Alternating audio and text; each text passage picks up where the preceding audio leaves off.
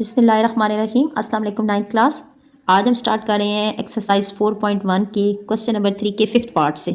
इससे previous lecture में हमने क्वेश्चन नंबर 3 के फर्स्ट 4 पार्ट को सॉल्व किया था। तो 5th पार्ट को देखें। 5th पार्ट में है x square minus 10x minus 24। It's a quadratic equation degree 2। तो क्वाड्रेटिक इक्वेशन में ये होता है कि सबसे पहले तो ये अरेंज होती है। सबसे पहली पावर वेरिएबल की 2 होती है, फिर पावर 1 होती है और फिर कांस्टेंट टर्म होती है। सॉल्व करने के लिए सबसे पहले तो हमने जो फर्स्ट टर्म होती है उसका कोफिशिएंट अगर शो नहीं हो रहा तो ये 1 होता है, और फर्स्ट टर्म के कोफिशिएंट को लास्ट कांस्टेंट टर्म से मल्टीप्लाई करना होता है। तो फर्स्ट टर्म के कोफिशिएंट को जब हमने लास्ट कांस्टेंट टर्म से मल्टीप्लाई किया तो हमारे पास आंसर आया 24। अब 24 के हमने वो फैक्टर बनाने हैं जो जिनको मल्टीप्लाई करने से 24 आए, मीन्स कि वो दो नंबर्स जिनको मल्टीप्लाई करने से 24 आए। तो 24 के फैक्टर एक तो यही बनेगा 1 क्रॉस 24, क्योंकि हर नंबर अपने आप को डिवाइड करता है। दूसरा हमारे पास आ जाएगा 2 क्रॉस 12। इसके अलावा हमारे पास आ जाएगा 3 क्रॉस 8, 4 क्रॉस 6। इसके अलावा कोई दो नंबर नहीं है जिनको मल्टीप्लाई करने से 24 आए। अब हमने ये चेक करना है कि ऐसे कौन सा फैक्टर है, इनमें से एक फैक्टर ट्रू होगा। ऐसा कौन सा फैक्टर है जिनको मल्टीप्लाई करने से तो 24 आए, लेकिन उसके साथ साथ सेकंड कंडीशन ये है कि उन्हीं दो नंबरों को प्लस या माइनस करने से मिडल टर्म का कोफिशिएंट आना चाहिए जो कि -10 है। ठीक है ना, सेकंड ये कंडीशन पूरी होनी चाहिए। अब देखिए हम फर्स्ट फैक्टर को चेक करते हैं। फर्स्ट फैक्टर में हमारे पास 2 और 12 है, तो 2 और 12 को मल्टीप्लाई करने से तो 24 आ रहा है, लेकिन इसके साथ साथ अब देखें कि हम साइन देने की कोशिश करते हैं। तो साइन हमें इस तरह देना है कि हमारा -10 आ जाए।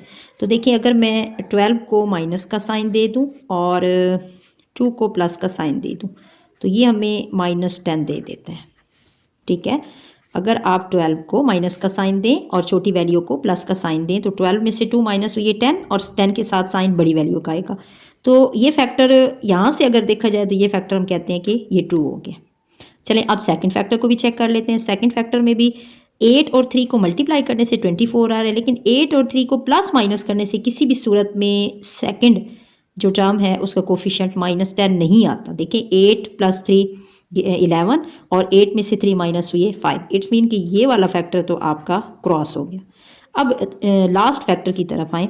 6 और 4 को मल्टीप्लाई करने से तो 24 आ रहा है, लेकिन उसके साथ साथ अगर मैं इन दोनों को प्लस का साइन दे दूँ, अगर मैं इनको +4 और +6 दे दूँ तो ये प्लस का 10 देते हैं, लेकिन इसके साथ साथ अगर मैं इसको -4 और -6 का साइन दे दूँ तो ये -10 भी तो दे रहे हैं।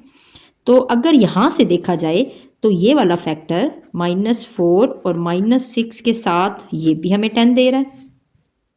अब बात यहाँ पे समझने की है, बात ये समझने की है कि फिर आपने दोबारा से मल्टीप्लिकेशन की फैक्टर की तरफ जाना है कि मल्टीप्लिकेशन में फिर आपने ये देखना है कि पहली फर्स्ट टर्म का कोफिशिएंट 1 था और लास्ट टर्म जो कांस्टेंट टर्म थी वो -24 थी। तो जब हमने फर्स्ट का कोफिशिएंट 1 और लास्ट कांस्टेंट टर्म को मल्टीप्लाई किया था 24 के साथ माइनस का साइन रख के, तो ये हमें आंसर देता है -24। अब यहाँ से भी हम वो दो फैक्टर उठाएंगे। अब ये एडिशन और सब्ट्रैक्शन में तो दोनों -10 दे रहे हैं। अब इनको हम मल्टीप्लिकेशन की टाइप से चेक करेंगे। कैसे? -12 को अगर 2 से मल्टीप्लाई करूँ, -12 को अगर 2 से मल्टीप्लाई करूँ तो ये हमें देता है -24।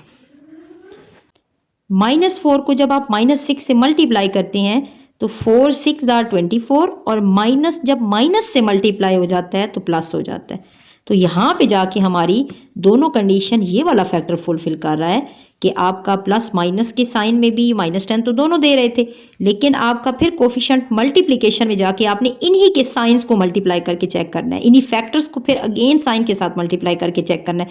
तो ये वाला फैक्टर हमारा ट्रू है।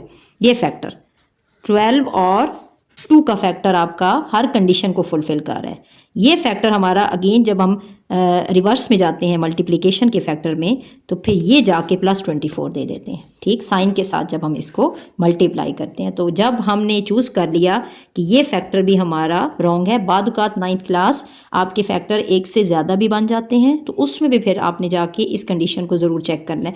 क्वेश्चन की तरफ मैं दोबारा जा रही हूँ। क्वेश्चन है हमारा एक्स का स्क्वायर -10x -24। अब आपने क्या करना है कि इसी फैक्टर को चूज़ किया। हमने first term as it is लिखी, लास्ट टर्म भी एज इट इज़ लिखी, और 10 को मैंने डिवाइड किया 2 टर्म्स में। 10 को मैंने डिवाइड कर दिया -12 और 2 में। तो चूँकि 10 के साथ वेरिएबल है तो उसको जब 2 पार्ट्स में डिवाइड किया, उनके साथ भी हमने वेरिएबल को पुट कर दिया 2x। अब क्वेश्चन चेंज हो गया 3 टर्म्स से 4 टर्म्स में। 2 टर्म्स को इकट्ठा करेंगे। 2 टर्म्स में जो जो कॉमन है, फर्स्ट टर्म और सेकंड टर्म में x कॉमन है, तो ये x -12 हमें देगा। साथ में इन दोनों में क्या कॉमन है, इन दोनों में +2 का कॉमन है। 2 थर्ड टर्म का 2 कॉमन निकाल लिया, अंदर x बच गया माइनस। अब 24 का 2 कॉमन है, तो 24 का 2 कॉमन है, ये चेक करने के लिए 24 को 2 पे डिवाइड करेंगे। 2 1s are 2, 4 आपने नीचे उतारा, नीचे ले आए आप, तो 2 2s are 4, मीन्स के अंदर आपकी वैल्यू बच जाएगी 12। यहाँ से आपको पता चल जाएगा, जब अंदर के दोनों फैक्टर आपके सेम बनेंगे तो आपको पता चल जाएगा कि आपने जो इसकी क्वाड्रेटिक जो इक्वेशन थी उसके फैक्टर बिल्कुल दुरुस्त बनाए। तो एक दफ़ा आपने कॉमन वाले फैक्टर को लिख देने हैं x +2 को, और एक दफ़ा जो सेम फैक्टर बने हैं उनको लिख देने हैं। तो यही आपकी फैक्टराइजेशन होगी। 6 पार्ट की तरफ आएँ तो 6 पार्ट में भी हमारे पास फर्स्ट टर्म का कोफिशिएंट शो नहीं हो रहा, तो ये 1 है। हमने ये करना है इस क्वाड्रेटिक इक्वेशन को सॉल्व करने के लिए कि फर्स्ट की कांस्टेंट टर्म को फर्स्ट के कोफिशिएंट को लास्ट कांस्टेंट टर्म से मल्टीप्लाई करना होता है। पहले आपने जस्ट साइन के बगैर आप कोफिशिएंट्स को मल्टीप्लाई कर दें, ठीक है ना। तो आप देख लें कि आपके फैक्टर कौन से बनने हैं। 1 को 12 से मल्टीप्लाई किया, 12 बन गया, ठीक। अब 12 आपका 12 की वो हम फैक्टर बनाएंगे। एक तो फैक्टर यही बनेगा 1 क्रॉस 12, दूसरा आपका फैक्टर बनेगा 2 क्रॉस 6, एक आपका और फैक्टर बनेगा 3 क्रॉस 4। ये फैक्टर आपके 12 के बने। आपने ये चूज़ करना है कौन सा फैक्टर आपका दुरुस्त है। अगर फैक्टर एक से ज़्यादा बनते हैं तो फिर रिवर्स में जाके इन कोफिशिएंट्स को साइन के साथ मल्टीप्लाई करके और उन फैक्टर्स को साइन के साथ मल्टीप्लाई करके चेक करना होता है। अब हम पहले सिंपल चेक करेंगे कि 2 और 6 को मल्टीप्लाई करने से 12 आ रहा है। इसके साथ ये कहीं प्लस माइनस में भी 4 दे सकते हैं। तो प्लस माइनस में 4 इस तरह से दे सकते हैं कि अगर मैं ऐसे करूँ कि मैं 4 के साथ प्लस का साइन है, तो मैं अगर 6 को प्लस का साइन दे दूँ और 2 को माइनस का साइन दे दूँ, तो फिर क्या होगा कि 6 में से 2 माइनस हुए 4, और बड़ी वैल्यू का साइन 4 के साथ आ जाएगा। 6 के साथ प्लस का साइन है तो 4 के साथ भी प्लस का साइन आएगा। इसका आंसर ये आ जाएगा। तो ये फैक्टर हमें लग रहा है कि ये ट्रू है, क्योंकि सेकंड फैक्टर मल्टीप्लिकेशन में तो 12 दे रहा है, लेकिन इन दोनों को प्लस करने से 7 आएगा और माइनस करने से 1 आ जाएगा। तो ये फैक्टर आपका रॉन्ग है। अब हमारा एक ही फैक्टर बना है, तो एक ही फैक्टर जब बन जाए तो आप उसको बस डायरेक्ट उसको सॉल्व कर दें। पहली term as it is, last term as it is, middle term 2 parts में डिवाइड हो गई। 2 पार्ट्स हमारे हैं जी, जो फैक्टर हमने उठाए हैं 6 और 2, तो साइन हमने दिए हैं +6 और -2। तो +6 फैक्टर को 2 पार्ट्स में डिवाइड किया, तो फैक्टर का जो वेरिएबल होता है वो उन 2 पार्ट्स के साथ आता है, 6y -2y। 4 टर्म्स में से फर्स्ट 2 टर्म्स में क्या कॉमन है, थर्ड और फोर्थ में क्या कॉमन है। फर्स्ट 2 टर्म में y कॉमन है, y +6। अगली टर्म में आपका 2 कॉमन है, y एज इट इज़। अब माइनस आपने कॉमन लिया हुआ है, जब माइनस कॉमन ले लेते हैं ना तो फिर अगली टर्म्स अपना साइन चेंज कर देती हैं। प्लस 12 का 2 कॉमन है, मतलब थर्ड टर्म का भी 2 कॉमन था ना, तो अंदर जस्ट हमने y रखा। अब फोर्थ टर्म का भी 2 कॉमन है, तो 12 को आप 2 पे डिवाइड करके चेक करेंगे। 2 6 are 12, तो अंदर आंसर आएगा 6। देखिए दोनों फैक्टर आपके सेम बने हैं, इट्स मीन आपने फैक्टराइजेशन एग्जैक्ट जो है ना वो की है। तो एक दफ़ा आप इसको जो सेम फैक्टर्स हैं उनको लिखेंगे और एक दफ़ा आप कॉमन वाले फैक्टर को लिखेंगे, और यही आपका आंसर होगा। सेवन्थ पार्ट में देखें, इट्स अ क्वाड्रेटिक इक्वेशन और इसका कोफिशिएंट फर्स्ट टर्म का अगर नहीं शो हो रहा तो वो 1 है। तो फर्स्ट टर्म के कोफिशिएंट और लास्ट कांस्टेंट टर्म को मल्टीप्लाई करना है। पहले तो जस्ट आप साइन के बगैर ही डायरेक्ट मल्टीप्लाई कर दें, 1 क्रॉस 36 और हमारा आंसर आ गया 36। अब 36 के फैक्टर बनाने हैं, तो 36 के फैक्टर एक तो यही फैक्टर बना 1 क्रॉस 36, दूसरा फैक्टर बना 2 क्रॉस 18। इसके अलावा हमारे पास आ जाएगा 3 क्रॉस 12। इसके अलावा हमारे पास आ जाएगा 4 क्रॉस 9। इसके अलावा हमारे पास आ जाएगा 6 क्रॉस 6।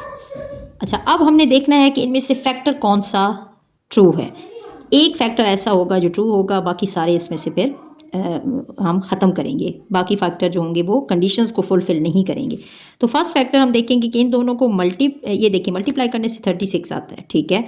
इसके साथ प्लस माइनस के साथ हमने ये देखना होगा कि इन दोनों को किसी सूरत में प्लस या माइनस करने से मिडल टर्म का कोफिशिएंट आना चाहिए 13। तो 13 में 18 और 2 को प्लस करने से 20 आता है, माइनस करने से 16 आ जाता है। तो ये फैक्टर तो आपका हो गया ख़त्म। 12 और 3 मल्टीप्लिकेशन में 36 देते हैं, 12 और 3 को प्लस करने से 15 आता है, माइनस करने से 9 आ जाता है। तो 13 तो किसी सूरत में नहीं आता, ये फैक्टर भी रिमूव हो गया। लास्ट फैक्टर को चेक करें तो 6 को मल्टीप्लाई करने से 36 आ रहा है, ठीक है, मल्टीप्लिकेशन की कंडीशन फुलफिल हो गई। अब हम चेक करते हैं कि इनको प्लस करने से 12 आ रहा है, माइनस करने से 0 आ रहा है, ये फैक्टर भी आपका ख़त्म हो गया। एक फैक्टर और आपका यहाँ पे है, 9 और 4 को मल्टीप्लाई करने से 36 आ रहा है, उसके साथ सेकंड कंडीशन प्लस या माइनस की सूरत में मिडल टर्म का सेकंड टर्म का कोफिशिएंट आना चाहिए। तो 9 और 4 को प्लस करने से 13 आ रहा है, ठीक है।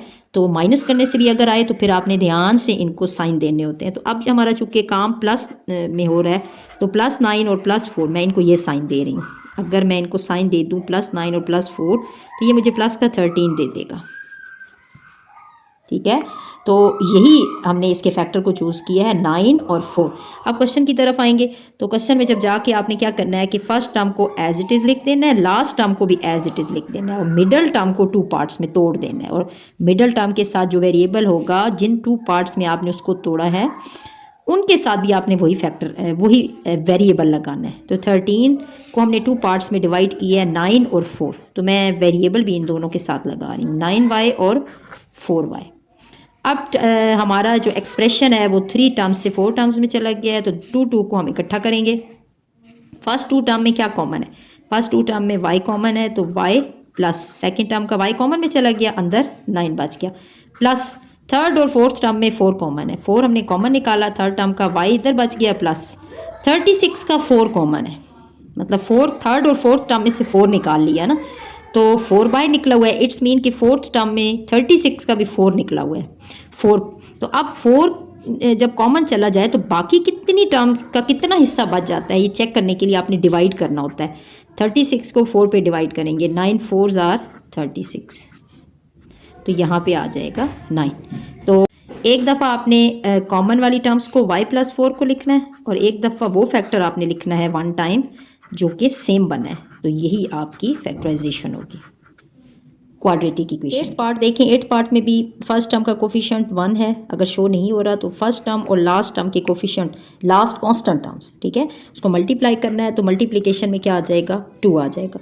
तो अब 2 का तो एक ही फैक्टर आपके पास बनता है क्योंकि 2 प्राइम नंबर है, 2 1s आर 2, हर नंबर अपने आप को डिवाइड करता है। तो प्राइम नंबर्स वो नंबर्स होते हैं जिनके 2 ही फैक्टर होते हैं, एक अपना नंबर खुद इटसेल्फ और एक 1, तो 2 के एक ही फैक्टर बनेगा, तो इट्स मीन इसी को ही हमने साइन देना है। अब देखें मल्टीप्लिकेशन में तो 2 आ रहा है, प्लस माइनस में मिडल टर्म का कोफिशिएंट आना चाहिए, तो सेकंड टर्म जो मिडल टर्म है उसका कोफिशिएंट क्या है -1, तो -1 किस सूरत में आएगा जी, अगर मैं 2 को माइनस का साइन दे दूं और 1 को प्लस का साइन दे दूं तो मेरा -1 आ जाएगा। तो मैंने यही 2 और 1 फैक्टर चूज़ किए हैं और इन्हीं में से बड़ी टर्म को माइनस का साइन दिया है, छोटे को 1 प्लस का साइन दिया है। तो अपने क्वेश्चन की तरफ हम आएंगे, फर्स्ट टर्म को एज इट इज़ लिखेंगे, लास्ट टर्म को भी एज इट इज़ लिखेंगे और मिडल टर्म को तोड़ेंगे 2 पार्ट्स में, और 2 पार्ट्स में ये -2 और 1 में टूटेगा, ठीक। तो ये हम लिखेंगे -2 और x वेरिएबल दोनों पार्ट्स के साथ आ जाएगा 2 और 1 प्लस 1x। अब आपके एक्सप्रेशन 3 टर्म से 4 टर्म में चला गया, 2 टर्म्स को कॉमन लेंगे, जो इन दोनों टर्म में x कॉमन है, आपने x निकाल लिया, अंदर आपकी टर्म बच गई x माइनस x कॉमन में चला गया, 2 अंदर बच गया प्लस। अब इन दोनों टर्म्स थर्ड और फोर्थ टर्म में कुछ भी कॉमन नहीं है, तो जब कुछ भी कॉमन नहीं होता तो ब्रैकेट से बाहर 1 लिखा जाता है और अंदर वही नंबर्स लिख दिए जाते हैं जिनमें कुछ कॉमन नहीं होता, ठीक है।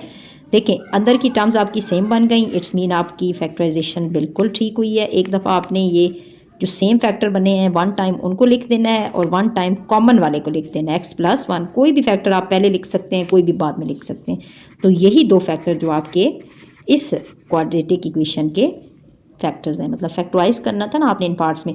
फैक्टराइज का मतलब है कि किसी भी एक्सप्रेशन को तोड़ देना छोटे छोटे पार्ट्स में, तो इसके हमने 2 पार्ट्स बना दिए हैं।